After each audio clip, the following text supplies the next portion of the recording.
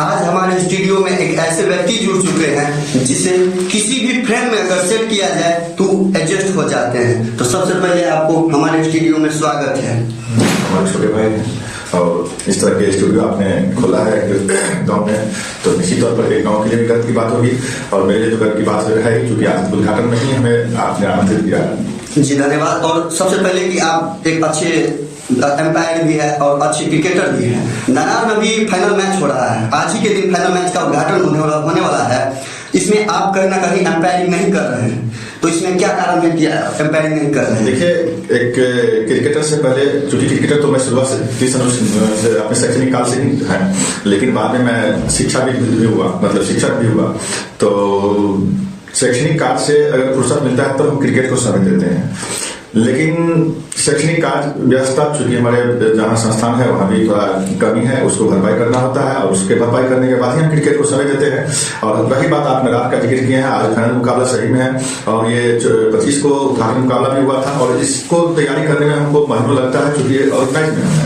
और ऑर्गेनाइज करते हुए जब घर का गार्जियन होता है और खुद यहाँ विवेक भैया जो मौजूद रहते हैं और विजय गुप्ता जी, तो वो लोग भी एम्पायरिंग की भूमिका में रहते हैं और वो ज्यादातर हम तो कहीं और कर लेते हैं और इनको भी जो विवेक का खास करके हैं बहुत अच्छे क्रिकेटर रहे हैं और विजय गुप्ता भी, तो इनको भी यहाँ पर करने का मौका मिल जाता है। इसलिए मैं ऑर्गेनाइज में ही रहता हूँ और कमेंट्री करता हूँ। और ऐसा नहीं है कि एम्पायरिंग कर सकता हूँ, पिछले साल किया भी हूँ, लेकिन इस साल उतना हम समय नहीं दे पाए हैं, इसलिए हम वहाँ नहीं कर रहे हैं। क्या लगता है कि जो फाइनल मैच हो रहा है, कहाँ के बीच में ये मैच हो रहा है? देखिए, इस टूर्नामेंट में 8 टीम हम बुलाते हैं और जैसा कि देखने को मिलता है जो जिसका परफॉर्मेंस खराब रहता है उस 2 टीमों को हम बैक करते हैं और नई टीम को देते हैं। तो इस टूर्नामेंट में हम 8 टीम खिलाए थे इस बार भी, और इस बार दर्शकों से जो वादा किया था हमने कि सभी का सभी मैच यहाँ पर हाई वोल्टेज रहेगा, यानी कि अंतिम क्षणों तक जाएगा और पूरे 20 ओवर में सभी मैच को भी अंत समय तक देखने को मिला दर्शकों को। तो निश्चित तौर पर अगले साल हमको टीम कठिनाई होगी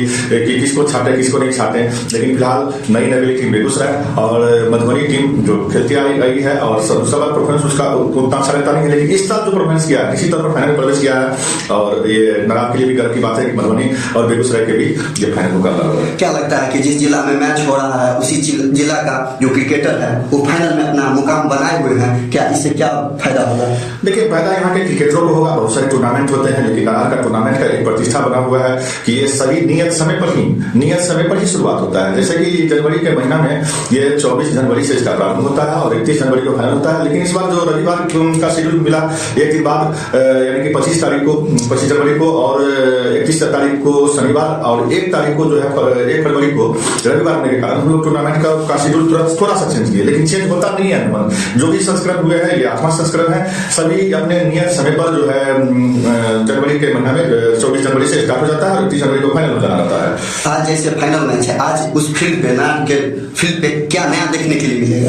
एक तो नया तो यही लगेगा कि नया एक बेगूसराय की टीम इस बार हम कैरेक्टर के तौर पर उनको लाए थे कि क्या परफॉर्मेंस रहता है उनका, लेकिन परफॉर्मेंस में 4 चांद लगा दिए उन्होंने और दर्शकों को काफी रोमांचित किया। और देखना है इस बार फाइनल में क्या जीत पाती है। तो नई नवेली टीम जो होगी बेगूसराय, तो पहला ये मौका होगा कि नई नवेली टीम फाइनल जीती है। आज आपका क्या वहाँ पे भूमिका रहेगा? देखिए, ऑर्गेनाइजर के भूमिका में तो है ही, लेकिन इस बार कमेंट्री की भूमिका में ज्यादातर रहते हैं क्योंकि सारे मैच विजय गुप्ता और विवेक भैया ने कराए हैं, तो फाइनल में भी चेंज करना ठीक नहीं रहेगा। और रही बात की हम कमेंट्री की भूमिका में रहेंगे और ऑर्गेनाइजर भूमिका में तो है। जहाँ भी रहते हैं किसी भी फ्रेम में सेट हो जाते हैं, आप इस जगह को जानते होंगे कि किसी भी रूप में, या अच्छे पिता के रूप में, शिक्षक के रूप में, या बैटर के रूप में, या कमेंट्री के रूप में, या अच्छे एम्पायरिंग के रूप में ये एडजस्ट हो जाते हैं, लेकिन ये कहीं भी जाते हैं तो अपना एक चेहरा, अपना एक नाम बना लेते हैं। और अच्छे खिलाड़ी के साथ साथ आप अच्छे एक समाज सेवी भी हैं, तो समाज में क्या आपका अहम भूमिका रहता है? देखिए, चूंकि मेरा शैक्षणिक कार्यकाल यहाँ नहीं हुआ, चूंकि हाजीपुर से हुआ था और उसके बाद वहीं पर मैं क्रिकेट का खिलाड़ी का गुरु सीखे और वहीं छोड़ने के बाद हमें शैक्षणिक कार्य में लगे। 24 साल लगभग होने जा रहा है शैक्षणिक कार्य का।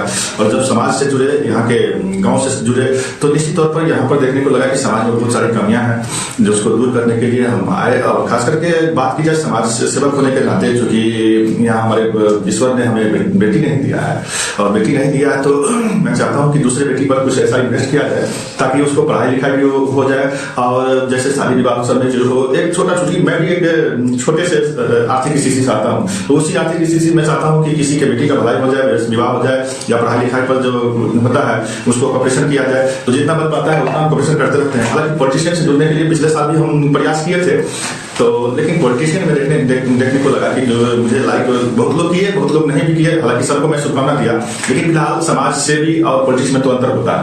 लेकिन फिलहाल मैं समाज सेवा करना चाहता हूँ, और इसके साथ अगर कुछ मुहर लग जाता है पॉलिटिशियन का, तो उससे इनकार नहीं किया जा सकता है, क्योंकि प्रयासरत तो ऐसा रहता है। क्या लगता है कि इस बार भी जाएंगे?